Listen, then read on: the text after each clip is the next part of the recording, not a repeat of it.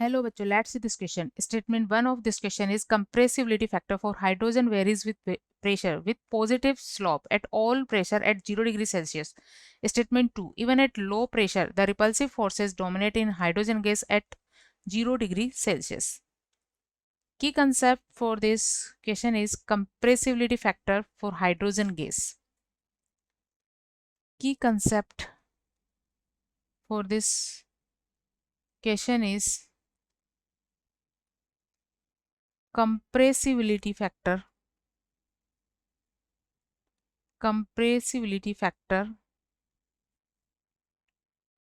for hydrogen gas. Compressibility factor for H2 gas Z and which is greater than 1 at 0 degree Celsius. हम इसे hydrogen के लिए Z versus P करके explain कर सकते हैं. तो जब हाइड्रोजन के लिए Z वर्सेस प्रेशर जिसको कि एटमॉस्फेयर में लिया गया है एक्स एक्सिस पर, Z है y एक्सिस पर और Z इज इक्वल होता है PV अपॉन nRT. तो हाइड्रोजन गैस के लिए यहाँ पर Z की वैल्यू क्या है 1 है और इसके ऊपर क्या होगी 1 से ज़्यादा होगी. तो यहाँ वैल्यू क्या है ग्रेटर देन 1 है और यहाँ वैल्यू क्या है ग्रेटर देन लेस देन 1 है. और हाइड्रोजन के लिए 0 डिग्री सेल्सियस पर हमें कर्व इस तरह का मिलता है. ठीक है, एट 0 डिग्री सेल्सियस. ये क्या शो करता है, ये शो करता है कि 0 डिग्री सेल्सियस पर भी हाइड्रोजन के मॉलिक्यूल्स के बिटवीन क्या है रिपल्शन है. रिपल्शन होने की वजह से वॉल्यूम बढ़ जाता है और वॉल्यूम के बढ़ जाने से Z वैल्यू बढ़ जाती है.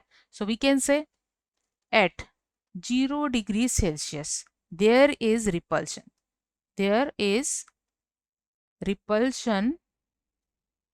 between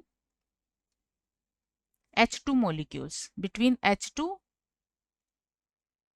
molecules. So Z value is greater than 1. Z value क्या होगी 1 से ज़्यादा होगी, इसलिए स्लोप कैसा मिलेगा positive. Hence slope will positive slope ही हमें देखने को मिल रहा है, ऊपर की तरफ जा रहा है स्लोप. तो क्योंकि यहाँ रिपल्सिव फोर्सेस क्या होते हैं डोमिनेट होते हैं हाइड्रोजन मॉलिक्यूल में, इसलिए स्लोप पॉजिटिव मिलता है. तो दोनों स्टेटमेंट सही है और स्टेटमेंट 2 स्टेटमेंट 1 को एक्सप्लेन करता है. So final answer of this question is A. Both the statement are true and statement 2 is correct explanation of statement 1. Hope you understood it well. Best of